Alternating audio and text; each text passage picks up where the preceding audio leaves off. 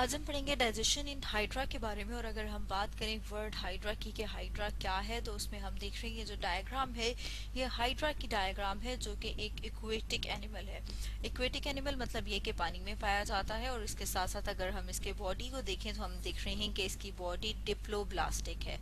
Diploblastic का मतलब ये है कि यहाँ पर हम देख रहे हैं कि दो लेयर्स मौजूद हैं, जिसमें हम देख रहे हैं कि आउटर लेयर और इनर लेयर। आउटर लेयर जैसे कि हम देख रहे हैं यहाँ पर एपिडर्मिस है, इनर लेयर जो है गैस्ट्रोडर्मिस।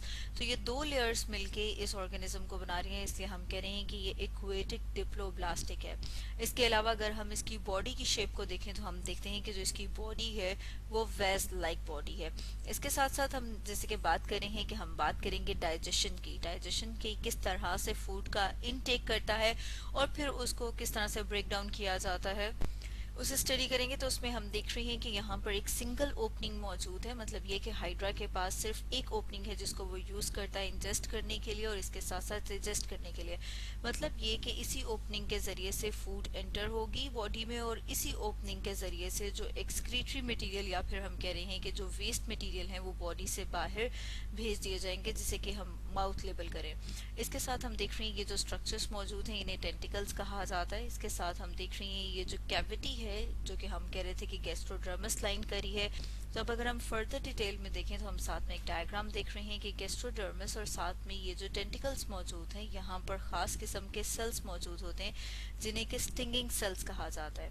अब जैसे कि हम जानते हैं कि जो हाइड्रा है ये किससे बिलोंग करता है, ये फाइलम नाइडेरिया से बिलोंग करता है।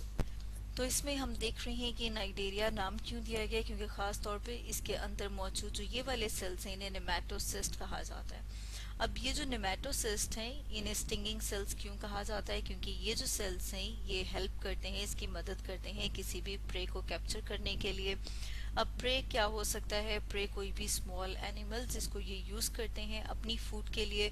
और उसमें अगर हम एग्जांपल देखें कि उसमें क्या एग्जांपल हो सकती है, तो जैसे कि डेफनिया या साइक्लोप्स, जैसे यहाँ पर हम इस डायग्राम में देख रहे हैं डेफनिया की डायग्राम है। और अगर हम इन सेल्स को और इनलार्ज करके देखें तो हम देख रहे हैं कि ये जो सेल्स हैं कैप्सूल के साथ इसके अंदर मौजूद है नेमेटोसिस्ट, और कैप्सूल के अंदर मौजूद होता है। जब इस प्रे को कैप्चर करना होगा तो ये इसको डिस्चार्ज कर दिया जाएगा। और इसके साथ अगर हम एक और डायग्राम देखें तो उसमें हम देख रहे हैं कि यहाँ पर इनक्लोज हुआ है, कैप्सूल के अंदर मौजूद है और उसके बाहर एक एंटीने की तरह का स्ट्रक्चर मौजूद होता है जिसे कि नाइडोसिल कहा जाता है। अब ये जो नाइडोसिल है ये सेंस करता है कि इसके आसपास कोई प्रे मौजूद है, तो उसको कैप्चर करने के लिए नेमेटोसिस्ट इस कैप्सूल से बाहर आ जाएगा। और जब ये इस कैप्सूल से बाहर आ जाएगा तो इसके ऊपर हम देख रहे हैं कि स्पाइंस और इसके साथ क्या मौजूद है, एक ट्यूब लाइक स्ट्रक्चर मौजूद है। अब ये जो ट्यूब लाइक स्ट्रक्चर है ये उस प्रे को लपेट लेता है और फिर फर्दर उसको कहाँ पर लेके आएगा, गैस्ट्रोवेस्कुलर कैविटी में। अब ये जो गैस्ट्रोवेस्कुलर कैविटी है इसमें फर्दर हम देखते हैं कि ग्लैंडुलर सेल्स मौजूद होते हैं। अब ये जो ग्लैंडुलर सेल्स हैं ये एंजाइम्स सिक्रीट करते हैं और उन एंजाइम्स की मदद से एक्स्ट्रा सेलुलर डाइजेशन होगी। अब एक्स्ट्रा सेलुलर डाइजेशन, जैसे कि यहाँ पर हम देख रहे हैं एक्स्ट्रा मीन्स के बाहर, सेल से बाहर। यहाँ पर हम देख रहे हैं जब गैस्ट्रोवेस्कुलर के अंदर, मतलब ये जो गैस्ट्रोवेस्कुलर कैविटी है इसके अंदर लेकिन सेल से बाहर, क्योंकि ये जो सेल्स हैं जैसे यहाँ पर हम डायग्राम में देख रहे हैं ब्लू कलर के डॉट्स दिखाए हैं, ये ब्लू कलर के डॉट्स एंजाइम्स हैं।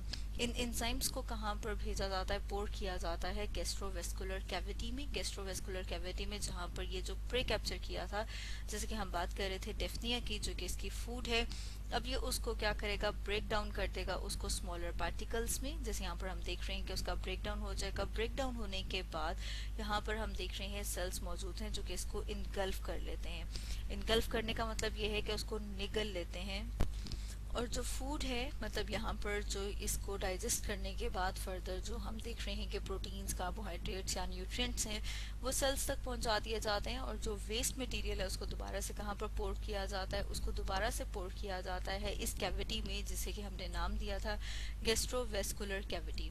अब ये जो गैस्ट्रोवेस्कुलर कैविटी है इसमें जैसे कि हमने ऊपर बात की थी कि इसके पास सिंगल ओपनिंग है जिसको यूज करता है अपनी फूड को कैप्चर करने के लिए भी, और इसी ओपनिंग को यूज करेगा और इस ओपनिंग को यूज करते हुए जो इसका वेस्ट मटेरियल उसको बॉडी से बाहर पोर कर दिया जाएगा।